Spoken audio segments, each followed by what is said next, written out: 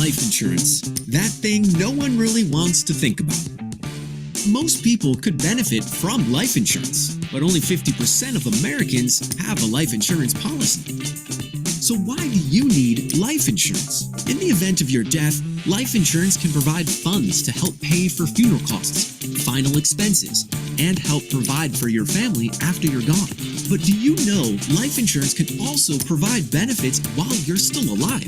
From living benefits in case of a qualifying illness to potential cash value accumulation, life insurance can play a variety of roles in your overall financial strategy. But most of all, life insurance can provide protection when you need it most. Do you need life insurance? Let's find out. Contact your financial professional today.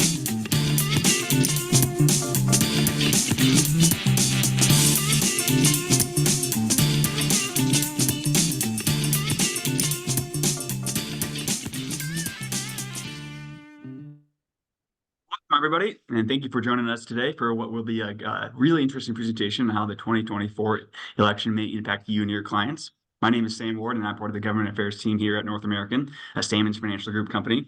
Our team is responsible for tracking state and federal rulemaking and legislative efforts, informing our experts here on any potential impacts, and engaging with legislators and regulators to educate and hopefully persuade them on key issues. There are a number of hot topics facing the industry right now that I'm sure we could spend a lot of time discussing, but few are as important or as consequential as the upcoming election this November. The results will directly impact not only my day-to-day, but also will create challenges and opportunities for you all and your clients in the coming years. So that's why I'm very excited that we have Becky Swansburg here from Stonewood Financial to talk us through some of the potential impacts the 2024 election may have on you and your clients. Becky is the CEO of Stonewood Financial and is one of the nation's leading experts on legislative risk and retirement. She is a nationally recognized public speaker and author and has trained advisors across the country on incorporating tax-efficient strategies, retirement strategies, into their practices. Prior to joining Stonewood, Becky served as the Director of Public Affairs for the Greater Louisville Incorporated, where she oversaw government relations and strategic communications. Becky has also handled communications for several U.S. congressmen and government agencies and has worked in the White House press office in Washington, D.C. Becky is a very experienced and knowledgeable leader and will have valuable insights to share with us today. We will also have time for questions at the end, so please feel free to submit any in the Q&A function as the webinar unfolds. Becky, thank you so much for your time today, and I'll turn it over to you to kick us off. Great. Thank you so much, Sam. I'm so excited to be here with you guys. And now we're going to see if I can talk to you, look at you, and share my screen successfully at the same time. You know, that really is in 2024, the mark of a presenter. I did it. That's all. You know, what more could you guys ask? Okay. So, Sam mentioned my background is in Washington. I worked in the Bush White House for George W. Bush during his first administration, and then over on Capitol Hill for the Speaker of the House and a couple different members of Congress. And what was interesting to me was during my time in Washington, I just realized something. And what occurred to me during that period of my life was this. You know, the average U.S. saver has no idea the kind of impact that the decisions that are being made in Washington could have on the success or failure of their retirement approach. You know, all of our clients are, trying to do their best job saving for retirement and preparing their assets for the future and figuring out their legacy. But all of those decisions just exist in this ecosystem that is prescribed to us from Washington. Now, that's a great benefit to us. And it's a great benefit because I truly believe that the most exciting times in our industry as financial professionals occur when you have this environment and this product that just perfectly align.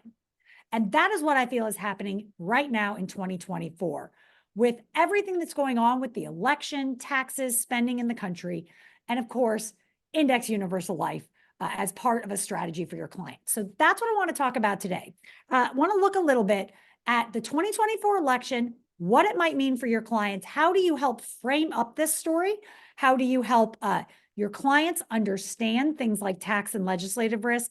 And of course, how can you help plug IUL in as a solution to some of these challenges that they're facing right now?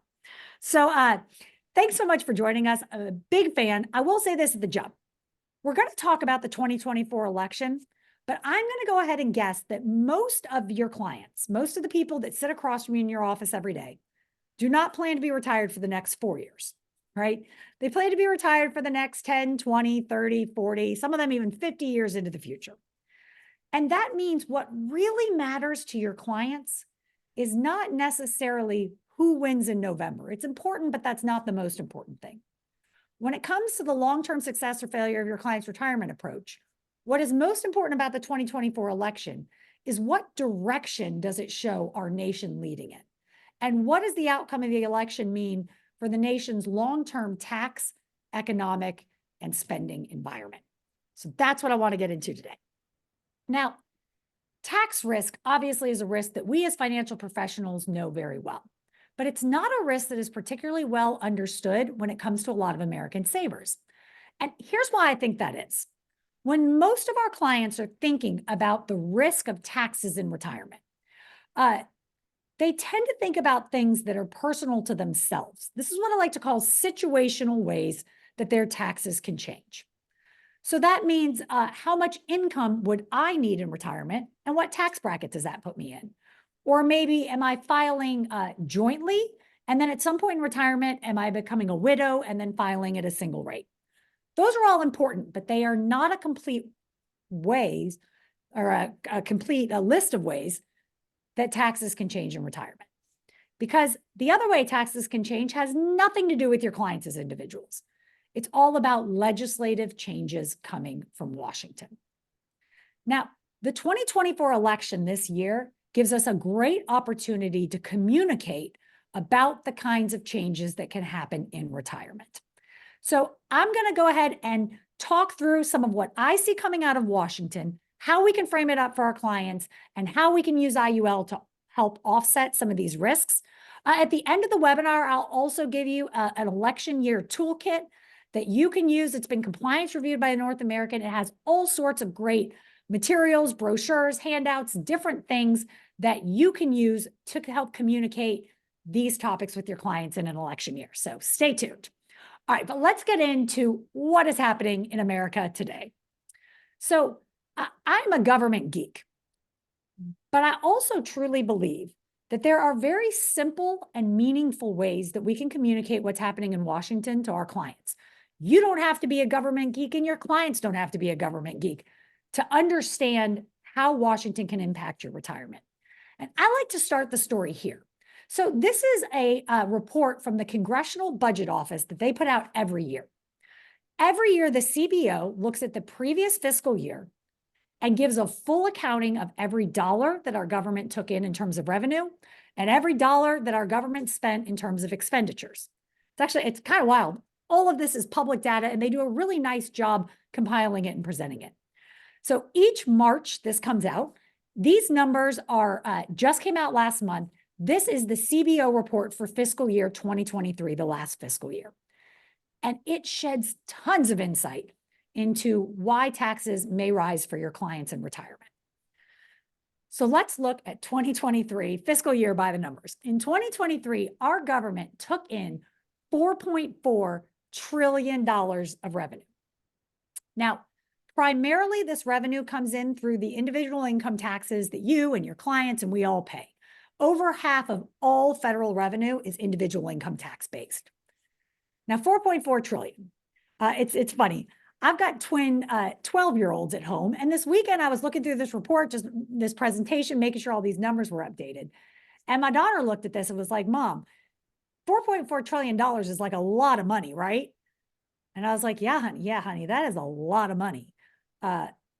Unless you spend more than $4.4 trillion a year, right? Like I can't tell you if your practice is doing well just on what you take in. I need to know what you take in and what you spend to see if you're on sound fiscal footing. So this is where the story gets interesting. Let's look at the other side of the ledger. We took in $4.4 trillion as a nation. What did we spend? Well, the first category of spending is what we call mandatory government spending. Now, mandatory spending is spending that is codified by current law. Congress, the White House, no one, they don't have any control over this spending. This is just the obligations our government owes to its citizens based on the laws as they stand today. By far, the two largest pieces of mandatory spending in our country, Medicare and Social Security. All right. So mandatory spending alone, fiscal year 2023, we were in it for about $3.8 trillion. Now, there's one other area of government spending which Congress and the White House cannot control. And that is, of course, the nation has a very large debt, and every year we have to pay interest on that debt. So we have net interest that we pay as part of our debt service. In fiscal year 2023, we paid about $600 billion of debt service on the federal debt, which gave us a grand total of total non-discretionary spending, $4.4 trillion. Now, I'm sure you can start to see the problem here. Our government took in $4.4 trillion, and before Congress even met, before they gavelled in a session or passed a single piece of legislation, we had already spent all of that money. Now, this wouldn't be a problem if Congress didn't spend any money, but of course, as we all know, Congress does spend money. This is what we call discretionary spending, and it's really made up of two pieces. The first piece is all the appropriation bills that our government passes to fund the government. And the second piece is any supplemental spending, these spending packages that they just are targeted on a specific idea or priority. Now, it's easy to say, wow, our government, Congress, they spend too much money, they should spend less. But a lot of this discretionary spending is actually funding things we need as a nation. So discretionary spending covers Department of Defense and the defense of our nation. It covers a road, bridge, transportation, and infrastructure funding. Lots of stuff wrapped up in this. In the last fiscal year, it was about $1.7 trillion of discretionary funding out of Congress for a grand total of $6.1 trillion. Now, I wish I could see all your faces, but I'm gonna bet that if I asked who on this call has completed second grade math, everyone's hands goes up, right? So I'm gonna assume we all know subtraction. And we can look at $4.4 trillion coming in and $6.1 trillion going out and very quickly see that here's a problem. We have a $1.7 trillion gap between what the nation takes in and what we spend. And this is what we call the federal deficit. And this is not unique to last year. Over the past 10 years, our federal deficit usually comes in somewhere between 1.2 trillion and about $1.8 trillion. This is part of the reason that our national debt right now is at the highest level it has ever been in history, over $34 trillion now. So why does this all matter to your clients? This is not sustainable. Over the long run, we cannot keep running deficits of this size and driving the debt up. In fact, over the mid and near term, it's really not sustainable. So Congress is going to have to do something. And the question is, what will they do and will it impact your clients? So let's go back to this equation. Where can we affect change as a nation? Well, the first thing we could do is get our mandatory spending under control. If we spent less on these mandatory programs, this is by far the largest piece of federal spending that we have. The challenge is, if you remember, I said the two biggest pieces of mandatory spending for the US, Social Security and Medicare. It's interesting, actually, between the 2010 and the 2020 census, we had the most rapid growth of citizens in America age 65 plus that we've had since the 1800s. Over the last 100 plus years in America, we have never had this much of the population age 65 plus. So obviously, getting Social Security or Medicare spending dramatically under control, that is going to be very hard, not to mention politically kind of out of favor. All right, so if we can't get mandatory spending under control, maybe we could pay a little less interest on our debt. Not a huge piece of the equation, but it would help.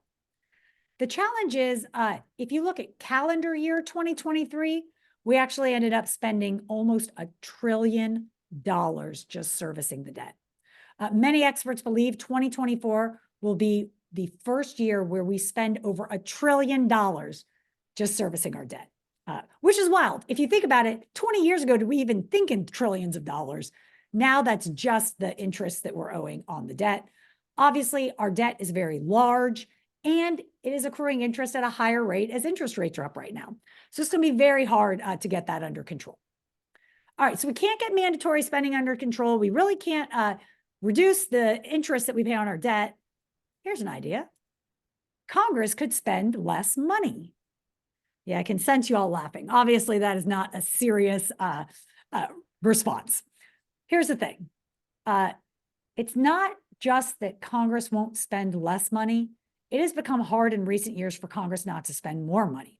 If you remember, in January of this year, the Republicans and Democrats were fighting because we were coming up on a government shutdown deadline. So every year, Congress has to pass 12 appropriations bills to fund the government. Many years they don't pass them. So instead, they have to pass these omnibus or continuing resolutions to fund the government. So the previous year, our government had been funded at $1.6 trillion. And for weeks and weeks, days and nights, Republicans and the Democrats fought tooth and nail to get funding for this year set at $1.66 trillion. It was an increase. I can't emphasize enough that the debate in Washington is not about reducing spending in Congress. It's about slowing the growth of spending that is coming out of Congress. In addition, we have seen in recent years Congress passing trillions of dollars in additional funding outside of the regular appropriations process. So if you remember, in 2020, we had the CARES Act. That was the pandemic economic stimulus bill, about $3.5 trillion of additional spending.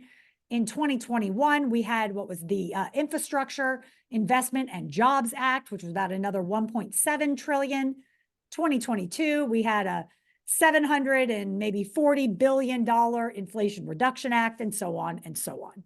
We are seeing right now a trend in Washington where not only is the appropriations process growing in terms of funds, but they're passing trillions of dollars of additional funding most years.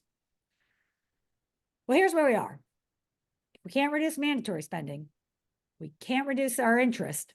We can't reduce discretionary spending. There's only one place left to go, and that is driving more revenue. And that means taxes. Remember, over half of all revenue our government receives comes from individual income taxes that we all pay. That's where we're heading. Now, it's a good question. Could it impact my clients, right? Like, yes, the country is in dire kind of fiscal situation here, but what does it really mean for my clients and their retirement approach? Now, it's interesting that I think if you sat down with every client or prospect that you met with for the next couple of weeks, and you asked them, how will all this impact me? A lot of them would say, I don't know that it will. And I think it's because they consistently hear messages like this. Oh, this is just a problem for the ultra, ultra wealthy. Don't worry, no one making less than $400,000 a year will have their taxes raised, period. I know you guys have all heard this. This was in the president's State of the Union. We heard this on the campaign trail. We've heard this in the halls of Congress. The challenge is, it is a promise that our government cannot keep. The challenges that we face are not necessarily political. They are demographic and mathematical. That is what is having to drive tax decisions in Washington. Here's the challenge with this promise. If we only raise taxes on people making $400,000 a year or more, it impacts about 39% of income tax revenue. Put another way, people that make over $400,000 pay about 39% of federal income taxes. But here's the thing, if instead we could raise taxes on people making $200,000 and above, that impacts almost 70% of federal income tax revenue. And here's the kicker that I think we need to pay attention to. If we can raise taxes on people making $100,000 a year or above, anyone making a six-figure income, that impacts almost 90% of federal income tax revenue. It's interesting. I don't know if anyone knows the Cato Institute. They're a think tank out of Washington. Cato came out with a report last year where they evaluated what would happen if we had a new tax bracket rate for any dollars made over $500,000. And that new bracket rate was 100%. Any dollar you made over $500,000, the government would get 100% of it in the form of taxes. And do you know what the study found? Even with that 100% rate for high income earners, we could not close the annual deficit. We'd still have about a $600 billion deficit each year. Tax reform is going to have to be broader based. And that's why I think all of your clients, especially any clients expecting to need kind of six-figure income, either now or in retirement, needs to pay attention. So let's look at a couple ways that taxes could be higher in the future than planned. And then let's look at how this could impact your clients, because I'm sure many of your clients, like most Americans, have saved large parts of their retirement assets in these tax deferred vehicles and 401ks and IRAs and 403bs, right? But what they don't realize is that when they saved in these tax deferred vehicles, they made a bet that their taxes in retirement would be lower than their taxes are today. It's the point of deferring their taxes. But a lot of them haven't evaluated, is that true? And just as importantly, if it's not true, if my taxes are the same or even higher in retirement than they are today, will my retirement approach still be okay? And that's what we want to help them do. So I want to look at a couple ways taxes could rise on our clients. These are great questions to ask your clients if they feel like any of these could impact them. So by far, the way most American savers think about their taxes changing in retirement is through tax bracket changes. Now, we actually know that all of our tax bracket rates are going up in 2026. How do I know that? I don't have a magic ball. I really wish I did. But I remember that in 2017, Congress passed and the president signed into law comprehensive tax reform, sometimes called the Trump tax cuts. We all remember them.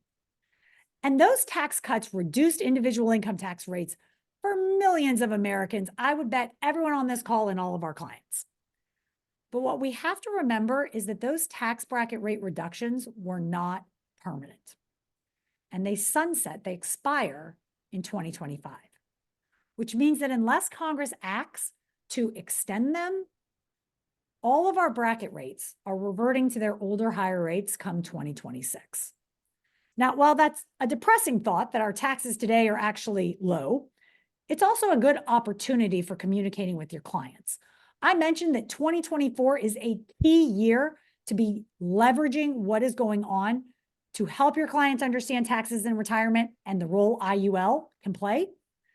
Well, if your clients are considering changing the tax status of any of their retirement assets, they can actually do so right now at a discount. But it is a limited window because those artificially low tax bracket rates that we're in today because of that Tax Cut and Jobs Act, those are all going away after next year. So let's leverage that for 2024, help our clients make really good decisions. It's funny, I actually used to just kind of move forward now, go to the next slide, but then the first question that would always pop up in the chat was like, okay, Becky, you said tax rates could kind of go up.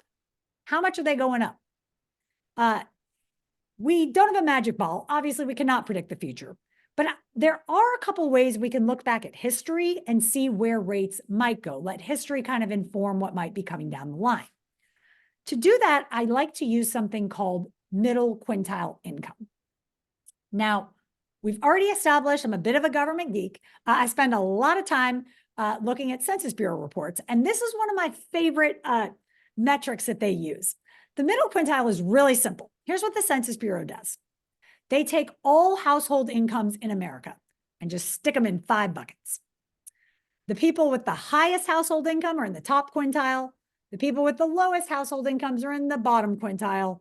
And the people with the middle amount of income are in the, you've guessed it, not a trick question, the middle quintile. I love looking at middle quintile tax data because it says for average Americans, what are their tax rates like now versus in the past? So the most recent year we have full quintile data for is 2020. That's under today's current tax bracket rate environment, post-Trump tax cuts. So if we look at 2020 and then we just take it 20 years back to 2000, let's see what happens. For middle quintile households, in 2000, they were paying at a 28% bracket rate. Today, that rate is 22%. That means that middle quintile tax bracket rates in the 2000 were actually 30% higher than they are today. which means tax bracket rates could go up by 30%. And we wouldn't even be in a high tax bracket rate environment. We would just be back to the taxes we were all used to paying in the late 90s and early 2000s. A 30% bump just puts us on par with history.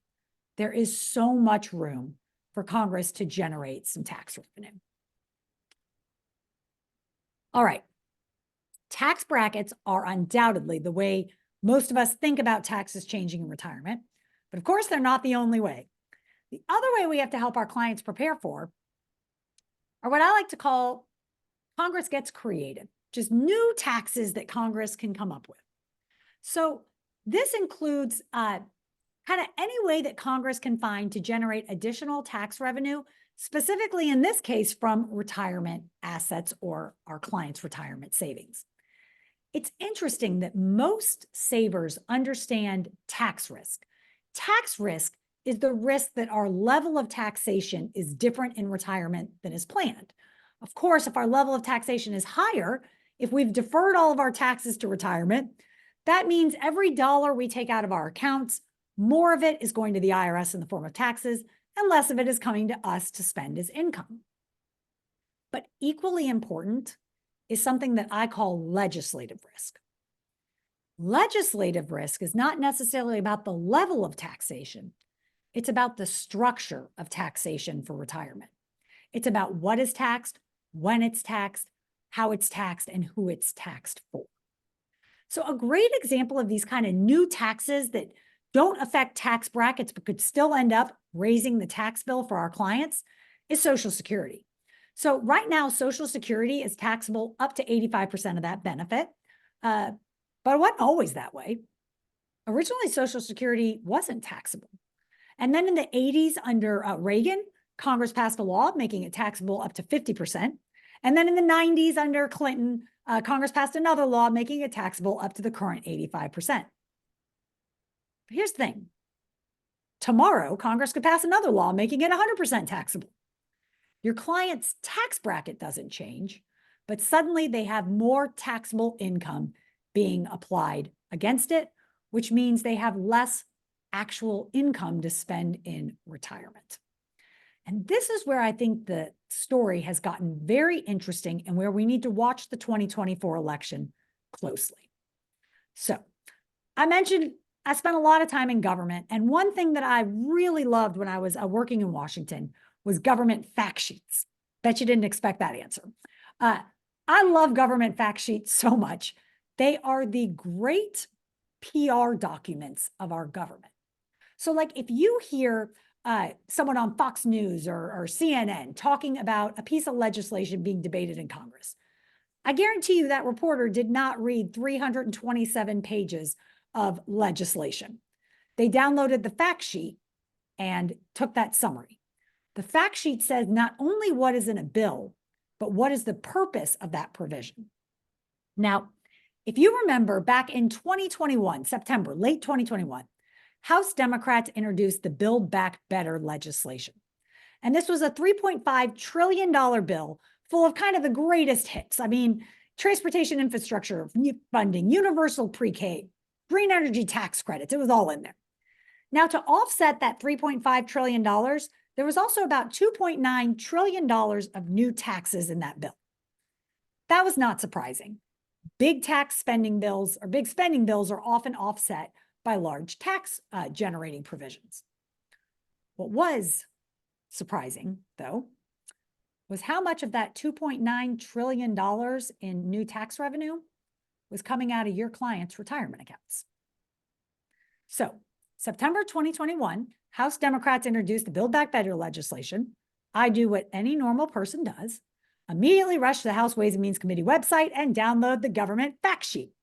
And here in Part 3, modifications to the rules relating to retirement plans, Subpart A, limitations on high-income taxpayers with large account balances, I found this. It said the purpose of this provision is, quote, to avoid subsidizing retirement savings once account balances reach high levels. It stopped me in my tracks. Now, I'm sure everyone on the call is probably a lot like me. You got your first job, you got your first paycheck, and you would have loved to spend that whole paycheck, but you didn't because someone, a mentor, a teacher, a boss, a parent, told you the responsible thing to do was to take a little bit of that money and put it away for retirement. And if you did that paycheck after paycheck, year after year, you'd build a nest egg and have saved for your future. Retirement savings in America has always been the responsible thing to do. But in recent years, we have seen a dramatic attitude shift coming out of Washington. Because now what they're saying is actually, hold on a second. At some point, which we Congress will decide, you've actually saved too much for retirement. And now it is no longer responsible, it is greedy. And because of that, the tax code should no longer incentivize it, it should penalize it. And so here's what they proposed. Every American saver would add up all of their retirement accounts, IRAs, 401ks, Roths accounts, all of them. If the total value of their retirement accounts exceeded a certain level that Congress would set, the government would say, wait, hold on. You've saved too much for retirement, and the tax code should not incentivize that by letting you continue to defer your taxes. And people would have a new required minimum distribution applicable at any age equal to 50% of the excess. Essentially, the government saying, you got to take that money out. You cannot continue to defer taxes on it. Pay your taxes, and now you got to put it somewhere else where it'll be taxed annually. It was a huge change in the way we approach retirement. Now, the good news is that bill did not pass, or that provision did not pass as part of the final bill. So that is not law today. But here's the thing that I remind people all the time. Tax proposals in Washington never, ever die. They just go on the shelf for future use. And I know you think I mean this like theoretical shelf or just, I'm kind of intuiting there's a shelf. No, there's a real shelf, guys. Every year, the Congressional Budget Office puts out a compendium of reports, and it's called Options to Reduce the Deficit. And they take all the legislative proposals that have not passed Congress, and they put a dollar amount to them, and they put them in these books. And when Congress is building new legislation, and they say, hey, we need $800 billion to offset this provision, they just flip through these books and find $800,000 or $800 billion of new spending. So they say, oh, wait, if we put a new RMD on account balances in retirement accounts, we could generate $600 billion of those dollars. Stick it in. And last month in March, the president rolled out his 2025 budget proposal. And naturally, I went and downloaded the fact sheet. And wouldn't you know, in the fact sheet, here we saw that, quote, reforms to tax-preferred retirement incentives have to be reformed to ensure that the wealthy cannot use these incentives to amass tax-free fortunes in the future. And so what did we see? Oh, that exact same proposal to limit the total amount of retirement assets an American can hold and then have a new RMD equal to 50% of the excess. It's not dead. Here's the thing. None of our clients want to spend retirement dodging bullets, and we don't want that for them. We don't want every time Congress meets or a new president is elected, we have an election, that our clients are just hoping and praying that maybe provisions that would negatively impact their retirement approach don't make it into the final piece of legislation that got passed. We are not, as financial professionals, in the dodging bullet industry. Our job is to get our clients' assets out of the line of fire. And this is where IUL has a very unique story to tell. Now, when we talk about tax risk, the risk of taxes being higher in the future than we expected, our tax level of taxation, many of your clients, their kind of gut reaction to that is, oh yeah, I could do a Roth conversion. Why don't I have some Roth assets? And that will protect me if tax rates go up in the future. My taxes will already be paid on those assets, and then I can access the funds tax-free. And that is true. But remember, we're not just trying to help our clients protect against tax risk. We also have to help them protect against legislative risk, against the structure of taxation. And while Roth IRAs and Roth 401ks do a great job protecting against the risk that our brackets will be different in the future than they are today, They do nothing to protect against legislative risk, Congress changing the rules. And this is where the IUL story gets very interesting.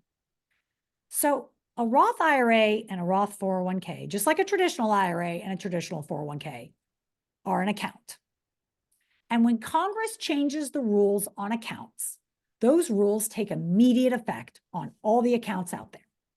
I mean, it's kind of crazy when you think the set of kind of tax rules that your client saved for retirement under are likely to be at least somewhat different than the set of tax rules that they get when they access those funds in retirement. We just saw an example of this actually in 2019 under the Secure Act. You know, it used to be if you inherited an IRA, you could take the money out of that inherited IRA as you pleased and what we call stretch that IRA so that you could choose when you had to pay taxes on those funds. But the Secure Act changed that, right? Now, for the vast majority of people that inherit an IRA, they have to drain that account within 10 years, regardless of what that means for their taxes. Again, Congress didn't change their tax brackets, but because they changed the structure of taxation, and because that took immediate effect on all these IRAs that were in existence today, many, many Americans' inheritance plans kind of got a little kink in them, right? We had to redo some things. IUL is different because, like all life insurance, IUL is not an account. It is a contract. And the courts have upheld time and time again that when Congress changes the rules on a contract, they can change those rules for contracts going forward, but they cannot retroactively apply those changes to contracts that are already in place. And those of you that have been in the industry a while might remember this from the 80s and 90s when the MEC rules came into existence. Going forward, insurance policies that were MECs were taxed differently. But if you had a pre-reform policy, it could be as MECy as you want. It could be the biggest MEC in the world. Doesn't matter. You were grandfathered into the old set of tax rules. This is why in 2024, IUL is such a product that matches perfectly with the environment that we are in.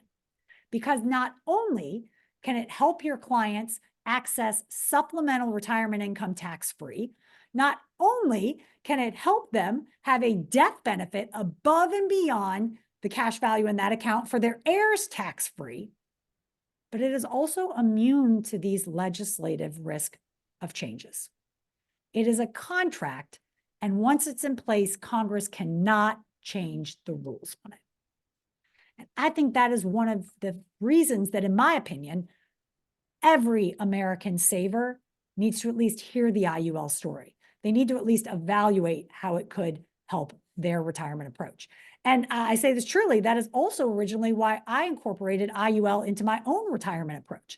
You know, I have IRA, I've got Roth money, I've got a TSP, which is like a government 401k, but I have a North American IUL policy. And I have it because I wanted to diversify not just against tax risk, but also against that legislative risk. And I know that the funds that are in my policy, I don't care what Congress changes the rules. It will not impact those funds. So before we go to Q&A, I just want to share a couple things. This is one of my favorite quotes. A goal without a plan is just a wish. And I say that because none of our clients want to pay more in taxes when they're retired than necessary. But if they don't have a plan, then that's just a wish. So how do we help them? Let's talk about a couple different ways. So I'm going to put this QR code up here. I put together an election toolkit. It's just a couple resources, some videos, some client handouts, some different resources that you can use to go tell this tax and legislative risk story with your clients right now in 2024. I will tell you here at Stonewood, we've been testing a lot of messaging. The email subject line, will the 2024 election impact your retirement, is one of the top converting email marketing lines that we have seen in years. And it's because it takes something very topical, it applies it to something very personal, and it's a question that they can't answer without your help. So if you want to scan this with your phone, download those resources. They've been compliance reviewed through Salmon, so they are good for you to use as you are talking tax and legislative risk with your clients this year. If you are not a QR code person, I also put my email up there. It's just Becky@stonewoodfinancial.com. you can easily just download that there too. And then in just a second, I'll throw the link in the chat too. Okay. Now, if you want to get and dig a little deeper, Stonewood, we have partnered with North American. We have a full suite of materials, everything from software and reports that can help you evaluate taxes and show IUL as part of a retirement and legacy approach. We have tons of marketing materials, seminar and webinar content that you can use, brochures to help tell this story to your clients, consumer videos that you can post to social media and use in your newsletters. We also have some lead gen and analysis tools. So I gave you a couple of these marketing resources to download for free. The lead gen side, we have a program called the Retirement Tax Bill Lead Generator. And what it is it is a custom landing page for your practice that lets you generate leads by allowing your prospects to analyze the potential retirement tax bill that they may incur based on their current savings approach. And then, of course, the kind of tax savings that they can expect by working with you as an advisor. So this is one of my favorite tools this year in this election cycle. So if you've got questions about this, get in touch. I would love to share with you kind of what's happening in this space. Then we have, of course, reports that help you evaluate taxes for your clients in retirement and reports that just show the value of IUL as part of their strategy. So if that interests you, just get in touch. You can also schedule a demo with this QR code. For just the IUL tools, it's $199 a month. For the full package with all the lead gen, annuity tools, you name it, the kitchen sink, $299 a month. Great deal, and they are powerful tools. So if you got questions about that, happy to talk with you through them. But I want to end with my favorite quote. This is Judge Learned Hand. Judge Learned Hand was a U.S. Court of Appeals judge. He is actually the most quoted judge by the U.S. Supreme Court. Some people say that's because he is very smart. I also like to think it is because he's very witty. And this is my favorite quote. He says, there are two systems of taxation in this country, one for the informed and one for the uninformed. I hope that after today's webinar and downloading that election toolkit, that you will have the tools that you need to go help your prospects and clients save for retirement under the system of taxation for the informed in this country. There is no better time to be talking taxes and IUL than this year with this crazy election cycle we have coming on. So with that, Sam, I'll be happy to answer any questions that we have and, Becky, read the tea leaves. Speak for everybody here. That was really informative and succinct presentation. So thank you for sharing that information. We have a few questions in the chat, and please feel free to add in more for folks. And a reminder too that we will be sending the recording out tomorrow in a follow-up email. So the first questions we have is, we know that taxes must increase in the near midterm, say 5 to 20 years. If the government can balance the budget, will we see another period of falling taxes in say 40 years? When I look at kind of the demographic changes in the country, I think we are in a long-term rising tax environment for many years to come. And, it's interesting. I mentioned this a little bit at the jump. Our clients don't want to be retired for the next 4 years. So what we're trying to do is not just help them protect against the next election cycle, but really the next 10 to 15 election cycles into the future. I cannot guarantee we are entered into a long-term rising tax environment, although I do believe we are. But here's the thing. Retirement planning, this is all about protecting and hedging against risks, right? We have clients, those of us that kind of work in this space, we don't say, oh, what happens if the market overperforms every year for the next 30 years and you have so much retirement money that you can't spend it all. That's not the risk. The risk is, what if we don't get the return from the market that we need to fund your lifestyle and retirement? It's the exact same on taxes.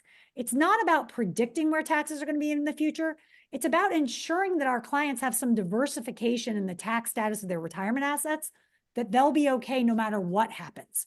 So if we enter into this mid to long-term rising tax environment, they have a portion of their funds in tax-free IUL, for instance, where they won't be impacted.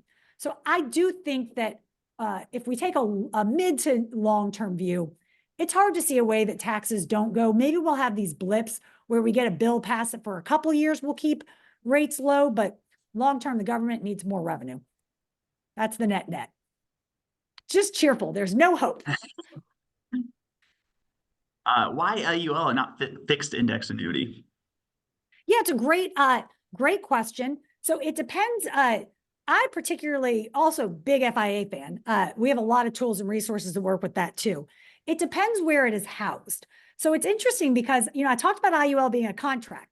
Annuities are also contracts.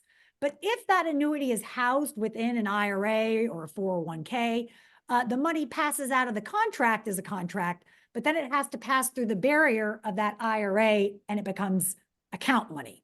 So in terms of legislative risk, FIAs and other things that are housed kind of with qualified funds, they still can incur that legislative risk of Congress changing the rules. But still a big fan of them for other pieces we didn't even get into, which is mitigating this kind of market volatility and other things that have to happen to kind of match, not to mention longevity with guarantees. We have a whole nother webinar on that. And kind of a similar question. Are you suggesting that Roth IRA is subject to legislative risk? Yeah, a lot of people will ask, what do I see for Roths? It's interesting to note in Build Back Better and in the president's budget, we do see a lot of meddling with Roths. If I had to predict, I think the laws that are going to pass in the near term will be more about limiting people putting money into a Roth account. So we've already seen a lot of legislative activity trying to say for higher net worth savers or for conversion business, we don't want you to be able to change the tax status into tax-free. We won't let you put money in it. I get asked sometimes, do I think Congress will ever change the taxability of those accounts? I don't think so. I think the hard thing is going to be getting money into them. But part of it is, when they were talking about those total retirement limits in that new legislation, while the RMD would have to come out of qualified funds, your entire, even Roth funds count towards that limit. So there are a lot of legislative changes that they can make around Roths that still have negative tax impacts for our clients. A few more questions here. Yeah. This is great. Keep them coming, please. I know, I'm reading them all too. When Congress does enact a law that could affect life insurance, how quickly does that happen? And because of the legislative risk, would you recommend starting an IUL at max insurability to grandfather in the policy? Yeah, a lot of that's going to depend on the client and their situation. But I will say when these are structured as these kind of max cash opportunities, I think it's a really important piece of a retirement approach. Now, I would never go to a client and say, cash out everything, IUL is the only way to go. But I am a big believer in diversification. We have to have these hedges in place. And the nice thing about IUL is it helps hedge against both these tax and legislative changes. We've not seen a real serious run for life insurance in some time. Part of that is because of all of us. Life insurance agents are in every single congressional district in all of America, and we have great lobbyists that come advocate. And, our government understands that life insurance helps take the pressure off things like Social Security or off Medicare and Medicaid, because it helps people, after their spouse passes, fund their own, the rest of their life. So I don't think we'll see any big life insurance policy changes. But the great thing is, even if Congress did, we got all the policies we're in today grandfathered in. You move money from Roth into an IUL?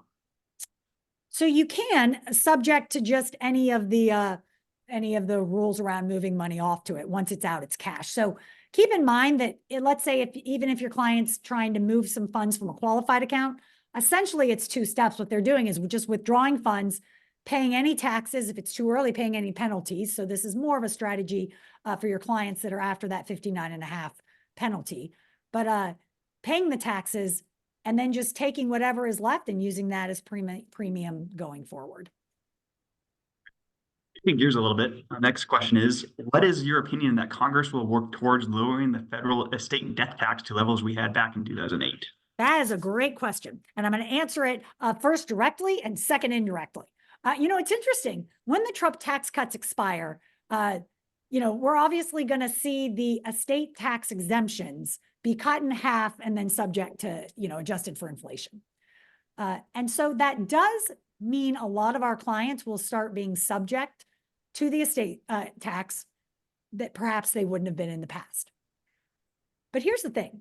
Even clients with assets far below those exemption levels are still not out of the woods on paying more estate taxes if taxes rise at the individual income tax level. Because you think we have billions of dollars in America in 401ks, IRAs, 403bs. Where is one of the primary places that a lot of our clients tend to leave money to their heirs? It's through their retirement accounts, right? I know my father has an IRA, and he and my mom are going to use whatever they use while they're living. And the rest is going to go to, I'd like to think they're kids, but they probably think they're grandkids. The only thing that matters to baby boomers. That's how they're passing assets a lot of the time, which means that income taxes are estate taxes. So I think for all of our clients that have funds that they're going to pass to their heirs, whether or not they're hit by that new lower exemption, they still have to worry about a rising tax environment in the future. Of course, IUL, a great solution there too, just because of that real death benefit above and beyond the account value. So, for clients that are saying, I want this money in case I need to spend it, or if not, I'm going to leave it to my heirs. IUL is a great solution because great, you've got cash value access while you're living. On a lot of policies, you've got some living benefits you can access, or anything then goes to your heirs tax-free at that higher amount. Yeah, I should mention this. Tons of government officials actually have cash value life insurance because, little known fact, you don't have to report it on your SEC reports as assets. So if it's good enough for the halls of our nation's capital, it's good enough for your clients. I hadn't realized that. That's fascinating. Yeah, it's pretty popular. It makes a lot of sense for that reason you alluded to. Next question is, how do you respond to the client that says, I don't want to mix insurance and investment as I don't see growth for the first 10 years of my investment? Yeah, well, first of all, it's interesting. One of the first reports here at Stonewood, my company that we developed, was this cost analysis. And part of the challenge when we look at the cost of a strategy is we always are comparing apples and oranges. So we look in this IUL policy and it's these dollar amounts coming out, right? And then you look at your strategy of managed money somewhere else, and it's just this percent, a fee for assets under management. What really is interesting with IUL is while sometimes there are more fees at the front, they're so front loaded that then the growth in those accounts can really hockey stick. So I wouldn't just take your client's word or your client's objection without digging a little deeper, properly structured, running a little cost and analysis. But I think the other point to that is it's still just about diversification. And there are just some things in IUL you can't get other this if we have a minute. Most of our clients haven't heard of Title 26 of the U.S. Tax Code. Most people haven't heard of Title 26 of the U.S. Tax Code. But I always tell clients, you may not realize it, but the vast majority of your retirement savings is totally dictated by Title 26 of the tax code. And I'll say, you've probably heard of Section 401k of Title 26 of the tax code, which covers 401ks. You've probably heard of Section 403b of Title 26 of the tax code. IRAs, everything covered under Title 26. We think of IRAs and 401ks as these products, but really all they are is the government saying, if you save money in a certain manner, we will apply certain tax treatment to it, subject to Section 401k of Title 26 of the U.S. tax code. And I'll tell them, Section 401k, Section 403b, those aren't the only sections of Title 26 you can save under. I personally help a lot of clients save under Section 7702. Now, 7702 covers life insurance, but specifically, it covers today's modern savings-oriented versions of life insurance like IUL. And there are just some features and benefits that you can get in Section 7702 that help protect against tax and legislative risk that you can't get in Section 401k or Section 403b. So before we start labeling what all these different tools or quivers for our arrow are, let's just find the best place in the tax code for a portion of your assets where we can get you the most value. And so sometimes I think kind of de-arming them, we all know life insurance, it can kind of carry some weight with it sometimes. But I think really looking at it, especially in the market where we're not only helping them with retirement income, but with, legacy, of course, the core of life insurance, becomes a pretty powerful story. And it won't be for everyone, and that's okay.